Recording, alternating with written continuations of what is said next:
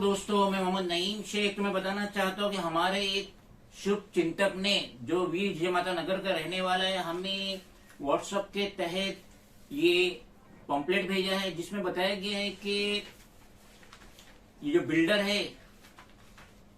लोखंड वाला infrastructure private limited along with dB realty, तो इन लोगों ने कुछ मीटिंग का एहतमाम किए थे जो वीर जय माता नगर के बैक साइड से जो नाले के करीब में जो रिहाइश थी, दुकानें थी, उनकी मीटिंग का एहतमाम किए थे। और उसमें ये शुभ चिंतक ने हमें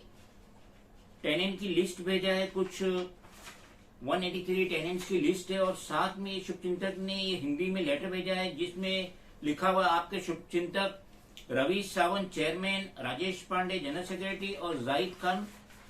खजांची। ये लेटर है, ये इसकी फर्स्ट पेज की कॉपी है। और इसमें बताया गया है कि जो 40 घर और 40 दुकानें थी जिनकी मीटिंग ली जा रही थी और अक्टूबर 2010 से उनको विकास सौंपा जाने वाला था, लेकिन आज तक कुछ नहीं हुआ। और बाद में बताया गया था कि जो ये 40 टेनेंट है घर के, इनको 450 का एरिया दिया जाएगा और जो 40 कमर्शियल है उनको 300 का एरिया दिया जाएगा, लेकिन आज तक इसका कुछ हल निकला नहीं। और अब इस मीटिंग में ये सोचा जा रहा था कि माहौल चेंबर में इन्हें फेंक दिया जाएगा।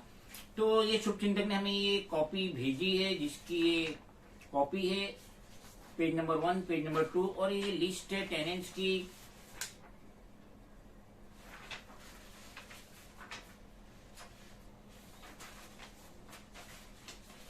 वन 183 टेनेंट्स की ये लिस्ट है। तो हम भी हमारी तरफ से पूरी कोशिश कर रहे हैं वीर जय माता नगर के रहने वालों के लिए और दुकानदारों के लिए कि इनके साथ इस बिल्डर लॉबी से कोई धोखा ना हो। और जो ये सीएस नंबर है 14/47 into bracket P part of lower parallel division, इनके साथ किसी भी तरीके की नाइंसाफी, धोखा नहीं हुए, जिसकी वजह से हमारी रिटर्न कंप्लेंट कंटिन्यूसली जा रही है। और हमने अपना 10th रिमाइंडर 10 जून 2023 को डाले, जिसकी ये कॉपी है page number 1, page number 2, page number 3। ये काफी लंबी कंप्लेंट है और हमें हर डिपार्टमेंट से प्रॉपरली जवाब आ रहा है। ये जवाब आया है फायर ब्रैकेट की तरफ से और हर डिपार्टमेंट हमें एक कॉपी दे रहा है और एक कॉपी एसआरए में दे रहा है, क्योंकि ये जो डेवलपमेंट होने वाला है एसआरए के तहत ही होने वाला है। और हर डिपार्टमेंट एसआरए से यही कह रहा है कि देखिए, नईम शेख की जो लिखत में लेटर ऑफ ऑब्जेक्शन आ रहा है कि इस बिल्डर लॉबी को IOD intimation of disapproval issue नहीं होना चाहिए उस वक्त तक जब तक ये बिल्डर लॉबी सारे नॉर्म, सारे बायलॉज को फुलफिल नहीं करता। और जितने डिपार्टमेंट से रिटर्न एनओसी चाहिए जब तक नहीं ले लेता तो इसको आईओडी किसी भी हाल में इश्यू नहीं होना चाहिए। हमें ये MBR&R बोर्ड उनकी तरफ से भी, जो बांद्रा में ऑफिस है उनकी तरफ से भी आया ये लेटर, और इसके अंदर भी इन्होंने एसआरए से रिक्वेस्ट करी कि नईम शेख की जो कंप्लेंट्स आ रही है उस पे प्रॉपर ध्यान देते हुए जब तक ये बिल्डर लॉबी सारे टर्म्स कंडीशन नॉर्म्स को फुलफिल नहीं करते उस वक्त तक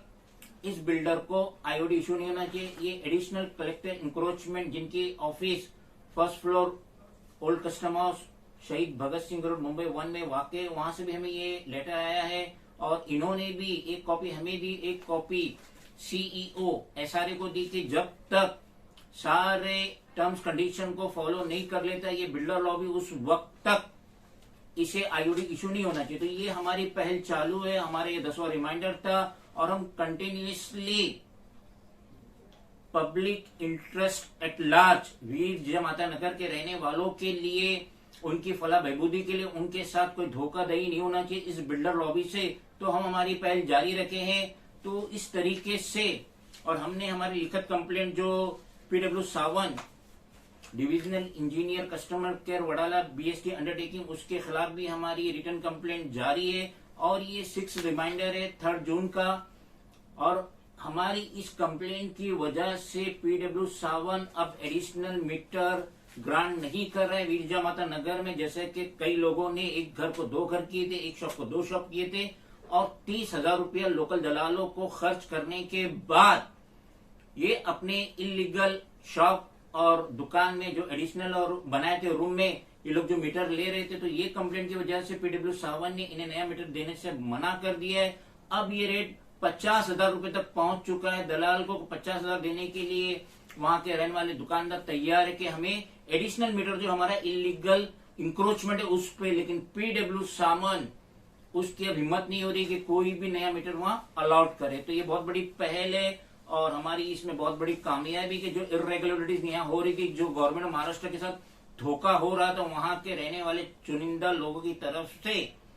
या बिल्डर के जो करीबी थे, जो एक घर को 2 घर कर रहे थे, एक दुकान को 2 दुकान कर रहे थे, और 30,000 रुपया खर्च करने के बाद दलालों के तहत, इलेक्ट्रिकल एजेंट के तहत वो मीटर ले रहे थे। लेकिन हमारी इस कंप्लेंट की वजह से अब वहां पे नया मीटर इंस्टॉल नहीं हो रहा है। बहुत बड़ी जीत है। और ये जो मीटिंग है अब इसका भी सब आ जाएगा सामने कि क्या हो रहा है क्या नहीं हो रहा है, क्योंकि वहां के रहने वाले कतई तैयार नहीं है माहौल चेंबर में शिफ्ट होने के लिए, क्योंकि वो इतनी कीमती जगह को छोड़ के वहां पे जो डीबी नहीं बनाया है, मैं कई दफा जाके देख चुका माहौल में, जो 4-4, 5-5 महले की बिल्डिंग बनाया और वो बहुत ही वर्स्ट कंडीशन में, वहां पे बहुत सारे झोपड़पट्टी वाले आए, तो वहां पे ये वीरजा माता नगर के लोग क्यों जाएंगे। यहाँ इनकी लाखों की कीमत की घर है, दुकान है, और वहां पे जाके आधी कीमत में भी नहीं है माहौल, और जो वासी नाका में फेंका जा रहा है इन्हें, तो वहां पे इसके अवध आधी कीमत में भी वो घर नहीं है। तो ये तो यकीन नहीं जाएगा। सुनने में आया कि बिल्डर इन्हें इनके घर के अवध में कुछ 15,000 रुपये महीना भाड़ा देना चाहते हैं, जिसके लिए वहां के रहने वाले कतई तैयार नहीं है। और हम खुले तौर पे कह देना चाहते हैं कि हमारा पूरा समर्थन वीरजा माता नगर के रहने वालों के साथ है।